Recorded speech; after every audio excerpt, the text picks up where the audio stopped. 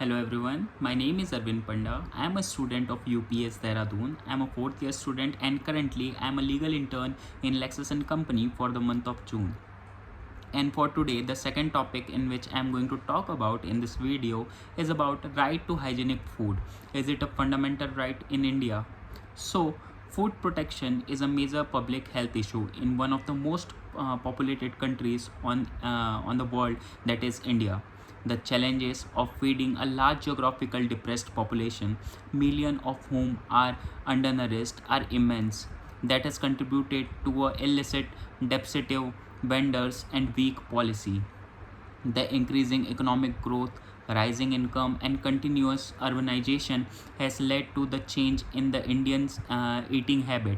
Hence, there is increased demand for more variety of food rather than the quality of food. Recently, many cases of food contamination have been reported.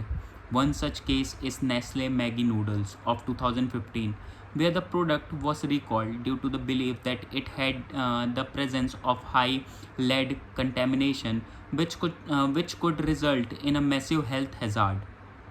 Similarly, there have been reports of food poisoning in schools' meal, and also heavily pesticides residues have been found in the packaged food product. Hence, these emerging cases of food contamination, if remain unnoticed by the regulatory authority, can result in an outbreak of untreatable disease and even death. So now let us see the responsibility of regulators of food safety.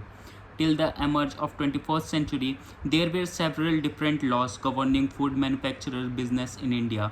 The prevailing law regulation adopted by the state to validate the food quality, and the drug prescribed a variety of standard. Food coloring, toxins, organic flavors, preservative, and packaging are such examples. In order to streamline the vast era of food legislation, the Food Safety Standard Agency of India has also been set up under the Food Safety and Standard Act of 2006 to recommend laws and other initiatives to establish an advanced, integrated, and balanced law, which could be a standard and single point of reference for regulation of food items. So now let us see the constitutional validity. There is no reference to the term food safety in the Constitution of India. However, entry 18 of the Constitution of List 3 empowers both the Parliament and the state legislature to enact the law on the adulteration of food. And in this respect, various laws have been enacted.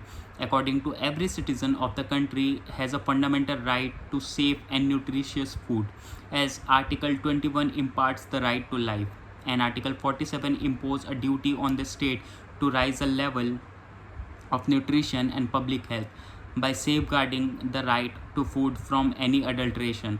Food safety and standard are important requirement and the protection of right to life and public health. Now, let us see the legislative provision governing the right to hygienic food.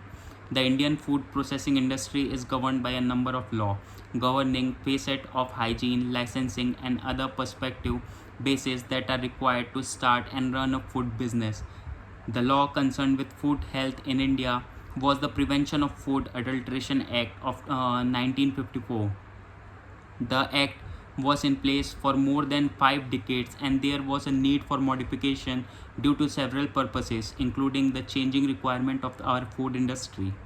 The act replacing the PFA and Food Safety Standard Act was subsidized all other food related law. So now so now if we see in so now if we see our constitution provide for public welfare and development of people in general. Ensuring this food protection is essential to this. Unsafe food is harmful to growth and advancement of the country. The constitution empowers both the parliament and the state assemblies to pass legislation against food adulteration. In fact, it requires us to start increasing the quantity of diet and quality of diet, the norm of diet life of its people, and promoting good safety as one of its main duties. Providing children with a healthy environment and condition for their all-round growth is also a directive to the constitution, which is inevitable without healthy and nutritious food. So if a person of country eats well, then he will work well. Automatically the economy of the country will boost. So everything is related to our food that we consume, so it must be proper and must be checked, so that there must not be involved any preservative or thing that could harm us in future. So that's all for today's video. If you like this video, please like it and do share it. Have a nice day. Thank you so much.